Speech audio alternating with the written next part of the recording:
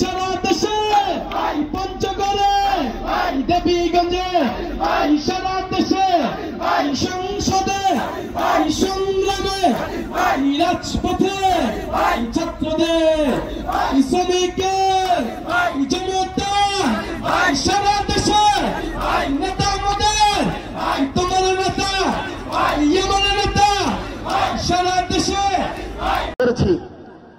53-54 বছরে দল এসেছে, দল গেছে, এমপি এসেছে, এমপি গেছে, রাজা এসেছে, রাজা গেছে।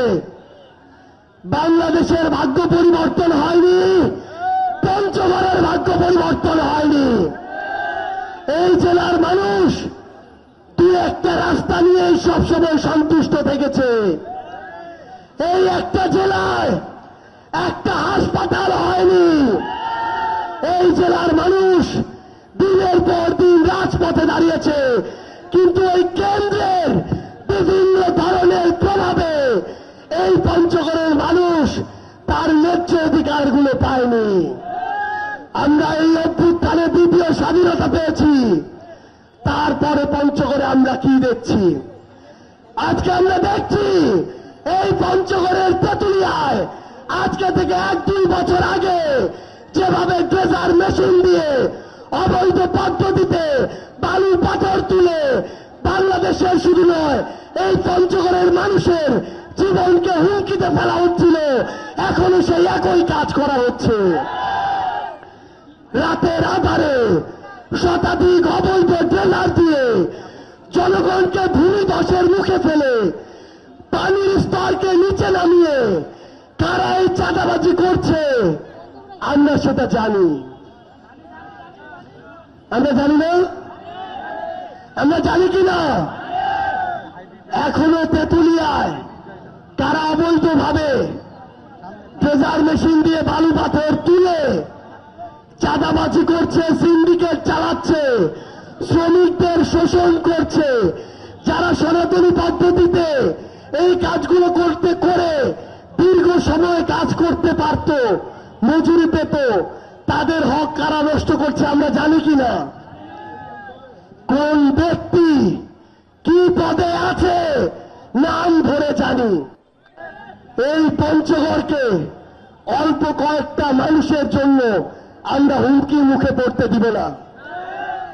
মোর ভাই, বাপ, দাদা, চাচা, মা, বহিলা শুনে নাও, এই পঞ্চগড়ত এই যে 8-10টা লোক মিলে পাথর আর বালু তুলে এনে পঞ্চগড়ের যে একটা ধ্বংসের দিকে, ভূমিধসের দিকে লে যাচ্ছে, এইটার ফল আমার লক্ষ লক্ষ মানুষ, আমার পরবর্তী ছোঁয়া সবাইকে এটা ফল ভোগ করবা হবে। এইটা করবা দেওয়া যাবে না। বাংলাবান্ধা পোর্ট, এই পোর্টত পঞ্চগড়ের মানুষের কর্মসংস্থান হওয়ার কথা ছিল, কিন্তু আওয়ামী লীগ দক্ষিণবঙ্গ থেকে লোক এনে ওই জায়গার অফিসার বানায় রাখে দিছে। নতুন বাংলাদেশ সুযোগ পাওয়ার কথা ছিল আমার পঞ্চগড়ের লোকজনের, কিন্তু নতুন কয়েকজন লোক মিলে আবার ওই লোক লাগতে এনে পোর্ট চালাচ্ছে আর প্রতিদিন অবৈধভাবে লাখ লাখ টাকা পকেটে ঢুকাচ্ছে। ওই বাংলাবান্ধা পোর্টত পঞ্চগড়ের যদি 1000 মানুষের চাকরি হয়, 1000টা পরিবার ঠিক হবে কিনা? এই পঞ্চগড়ত এখনো থানায় যদি যান 2-1টা ভালো পুলিশ রইল, এমন অনেক পুলিশ আছে যা কাঁথা সারবার আগত মুখ দেয়, আগত টাকা দিবা হবে হাতত, তারপর মুখতে কথা বাইর হয়। যে পুলিশ ভালো তাকে আমরা সম্মান করবো, মাথায় উঠে রাখবো, কিন্তু কোন পুলিশ নামধারী ইউনিফর্ম পরা চোর বাটপার চাঁদাবাজকে পঞ্চগড়ে জায়গা দেওয়া হবে না। এই পঞ্চগড়ে সদর হাসপাতাল অফিসার থেকে শুরু করে পিয়ন এক একজন মনে হয় সাধারণ মানুষ গেলে এক একজন নবাব। এই নবাবী আমলের পতন ঘটানো হবে।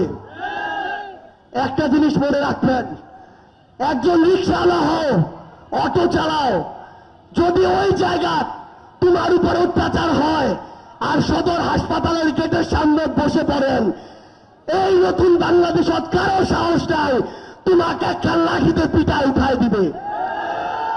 অন্যায় দেখলে প্রতিবাদ করবা হবে।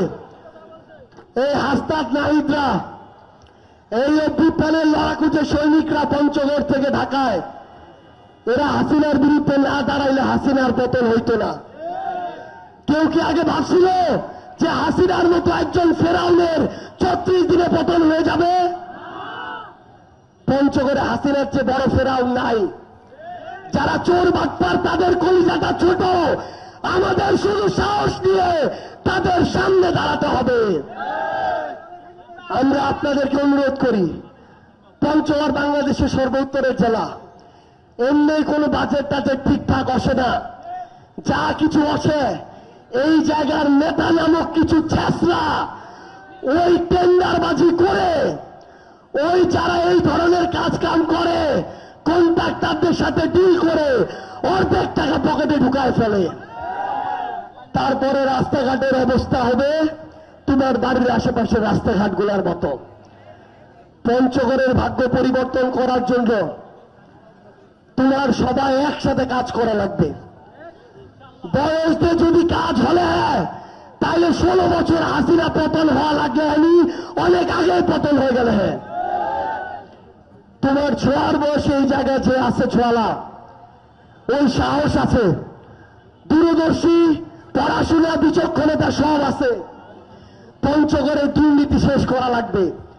ভূমি অফিস লাভ আগর টাকা না দিলে একটা কাজ হয় না, টাকা দেওয়ার পরও কাজ হয় না। এই চুরি বাটপারি পঞ্চগড়ে ভরে গেছে। এই চুরি বাটপারি একসাথে বন্ধ করা লাগবে। 10-15 জন ধরে জনগণ এই সংবিধান অনুযায়ী নাকি সকল ক্ষমতার উৎস, সবার প্রধান জনগণই রাজা। তাহলে সবাই একসাথে 15-20 জন মিলে ওই হাসপাতালের অফিসারলার জবাবদিহি তোমরা যায় না নিবেন। উল্টা পাল্লা আকাম কুকাম করলে আইন শৃঙ্খলা বাহিনী করে এনে পুলিশও ধরায় দিবেন। একটা জিনিস মনে রাখেন, পঞ্চগড়ের মানুষ তো আমরা বেশি নাকি সহজ সরল, কথা কই না, ঝামেলা করবা চাই না, কিন্তু এইলা না করে করে তো সবাই মাথা উঠে গেছে। এখন সময় হল মাথা থেকে আধার দেয় নিচে ফিরে দেওয়া হবে। যেই মানুষটা সৎ, যেই মানুষটা ভালো, যেই মানুষটা পঞ্চগড়ের জন্য কাজ করবে, সে যেই দলেরই হোক, তাকে ভোট দেওয়ার মতো সৎ সাহস থাকা লাগবে।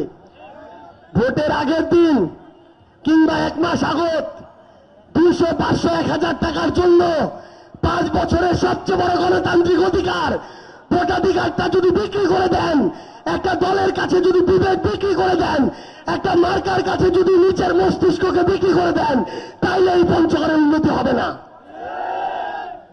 এই জন্য অনুরোধ, দল, মার্কা, ব্যক্তি, পরিবারের কাছে অন্ধ না হয়ে, দাস না হয়ে, তোষামতি না করে, তেলবাজি না করে, যে ভালো সে যেই দলেরই হোক না কেন, যে পঞ্চগড়ের জন্য কাজ করবে, যেই দলেরই হোক না কেন, যে জনগণের কাছে আসবে, সে যেই দলেরই হোক না কেন, তাকেই সমর্থন দিয়ে আগামী সংসদে পাঠাবেন। আগামীর পঞ্চগড়ের ভাগ্য কি হবে সেটা পঞ্চগড়ের মানুষের কাজ নির্ধারণ করবে। আমরা বিশ্বাস করি দল, মত, ধর্ম, বর্ণ নির্বিশেষে, স্পেশালি আমাদের এই পঞ্চগড়ে আমাদের অসংখ্য সনাতন ধর্মাবলম্বী ভাই বোনেরা রয়েছে।